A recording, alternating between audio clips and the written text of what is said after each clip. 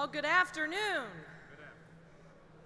President Shateberger, Kentucky professional firefighter President Joe Bear, my fellow firefighters from across the United States. It is a privilege and indeed a pleasure to join you here today at the 52nd convention. The kind words that you heard from the President, well, my husband, he would believe most of them. My 4 sisters, even less of them. And Mitch McConnell, well, after yesterday, none of them.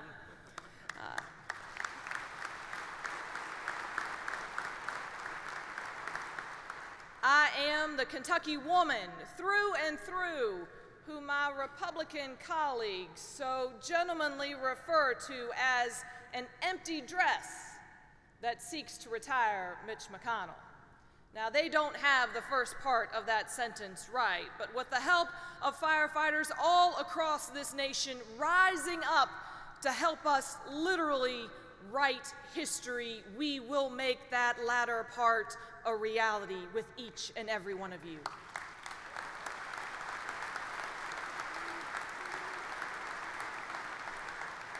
I stand here today as Kentucky's Secretary of State because firefighters stepped up to be with me every step of the way in a journey back in 2011.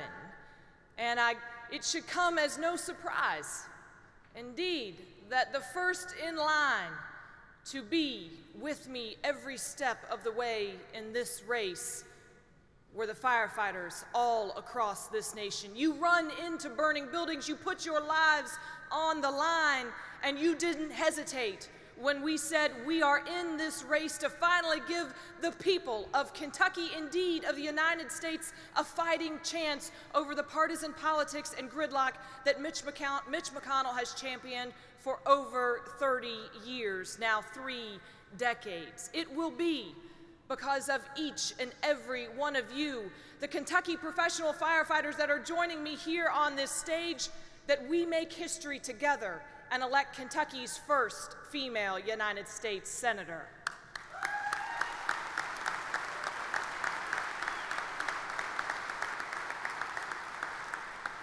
I had the privilege recently to be on a bus tour, the likes of which every stop, every step of the journey, the gold and black that you see behind me has been with me each and every step of the way. As we stopped in Knott County, eastern Kentucky, we were at an artisan center visiting with a local artist who had her paintings featured, one of which struck my attention.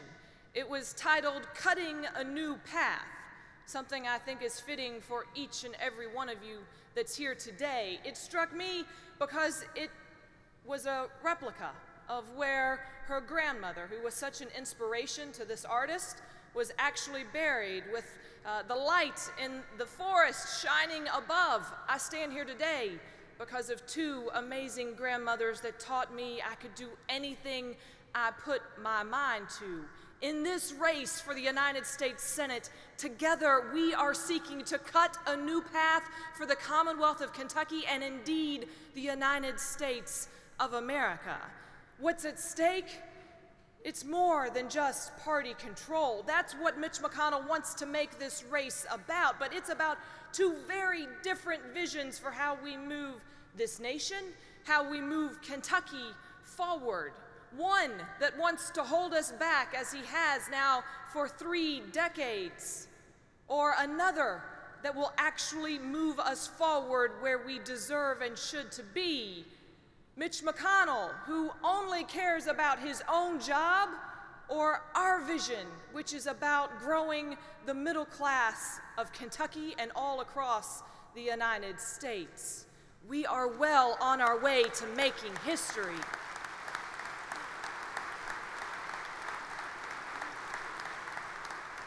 This election, it's a call to action for each and every one of us that is here today. The New York Times made what is at stake in this race so very clear recently when they pointed out back in the 1980s, 1988, 95% of Americans' after-tax income greater than our counterparts around the world. 1984, Mitch McConnell went to Washington, D.C., and it went downhill from there. 1988, that 95% drops to 60%, and in 2010, all the way down to 40% of Americans' after-tax income being better than our counterparts around the world. Today, where once America's middle class used to actually be ahead of Canada, we are trailing. What's the conclusion? Well, each and every one of you know it. The idea of a shared prosperity, the American dream, it's splintered, it's fractured. Our middle class barely surviving. What's Mitch McConnell's response? Well, you know it. We've lived it. It's a 16-day government shutdown that cost this nation billions of dollars. Kentucky, $2.4 million. He had the audacity recently to go to the eastern part of the state, an area where I found that exquisite painting, Cutting a New Path. And when asked, what will you do to help put hard-working Kentuckians back to work? Well, Mitch McConnell's response, as his votes have shown us, said it's not his job to bring jobs here to the Commonwealth of Kentucky. Kentucky deserves better. This nation deserves better. I'm running because it's time we finally have someone that puts people ahead of partisan politics, someone that gets Washington working again.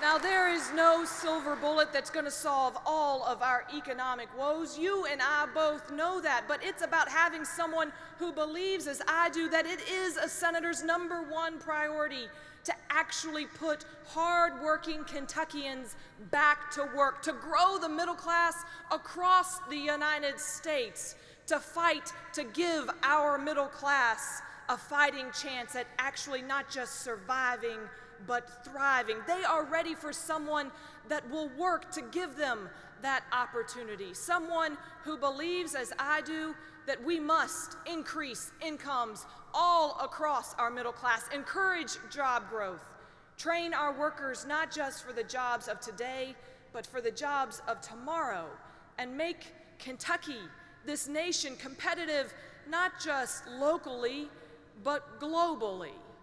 In this race that we're in, it comes down to simply this. Does Kentucky want to continue with the senator of yesterday, or is the Commonwealth and this nation ready for a senator of tomorrow, a senator that will move us where we deserve and should be? Quite simply, it comes down to whether we are tired of a senator whose vocabulary doesn't go beyond the word no. Kentucky is ready for a change. They're ready for a leader that will get Washington working again. When it comes to increasing the minimum wage, they are tired of a senior senator of yesterday who has said 15 times over and over again no to increasing the minimum wage. We are ready for a senator that says it's not a minimum wage, it's a living wage, and each and every Kentuckian and those across the nation deserve the opportunity.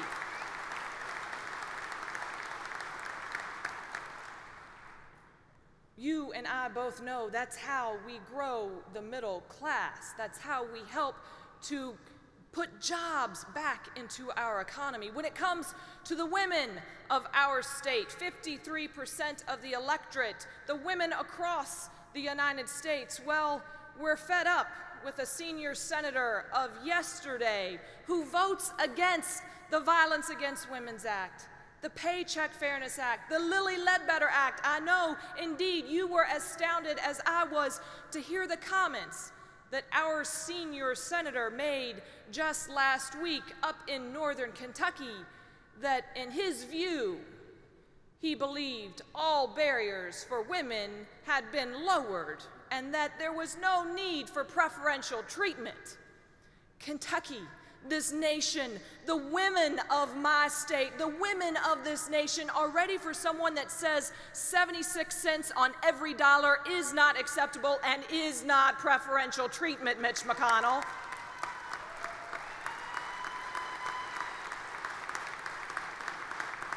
Equal pay for equal work must be a reality, and in the United States Senate, we will take it from a talking point to being something that the women of the Commonwealth and the women all across this nation see become a reality. For each and every one of you here, you know, as you go into burning buildings, you are fighting for the American dream.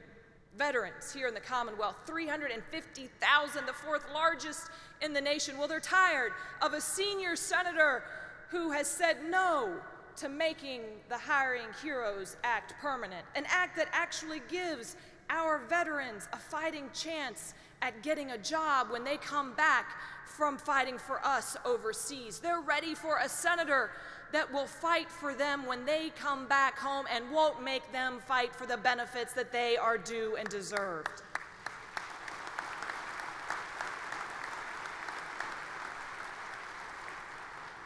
Our students, likewise, are tired of a senior senator who says Wall Street should get a better deal than our students. They're ready for someone that says our students should be able to refinance their loans at the same rate we're giving Wall Street, because after all, we want students earning degrees, not debt.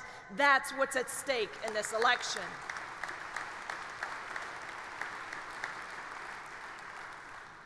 And I know I'm looking out, I think today, at a choir. Can I hear an amen?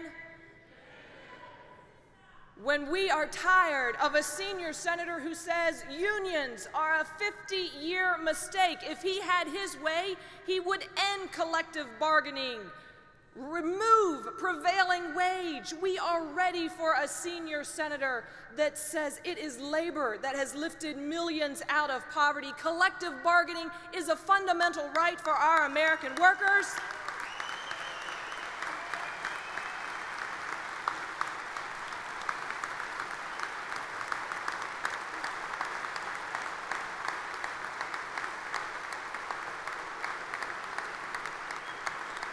And earning a prevailing wage is how we grow the middle class. As Kentucky's next United States Senator, I will have none of the right-to-work legislation that Mitch McConnell has championed now for 3 decades. It's just another word for union busting, and we will not stand for it in the Commonwealth of Kentucky.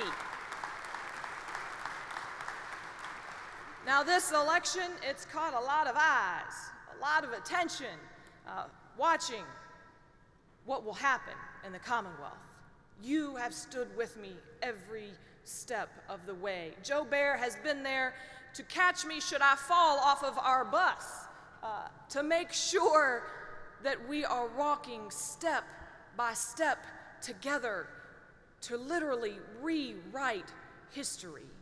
The state of this race is this. It is the #1 race in the country, likely to go from Republican hands to Democratic hands.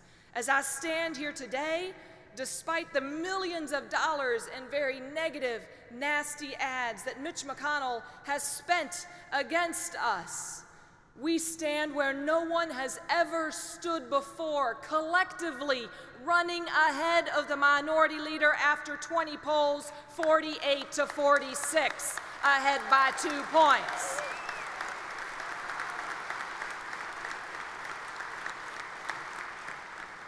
And you might have heard yesterday we broke a few records in Kentucky. Well, we're gonna break a few more come November 4th. Together with each and every one of you, we are on our way to making Washington actually work for the people of Kentucky across the United States, to get the middle class back to where they deserve to be. This race, I don't think Kentuckians look at it as a toss-up. We are ready to toss out Mitch McConnell. I am counting on the firefighters across this nation to be with us as the Kentucky professional firefighters have been every step of the way. D.C., they are getting their first renovation, the Capitol is, in over 50 years. I asked the architects what they were doing. They said they were getting rid of the parts of the building that just don't work. I laughed. I said, it's not the building, it's the people in the building, like Mitch McConnell.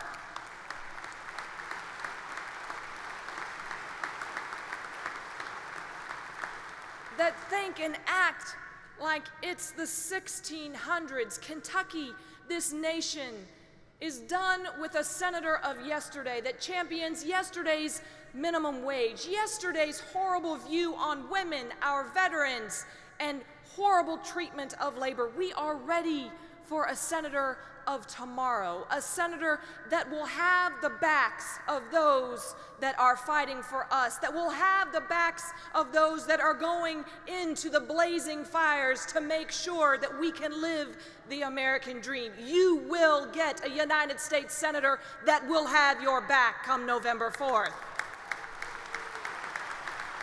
So I ask you, firefighters across this nation, will we stand united? Let me see you get on your feet and say yes.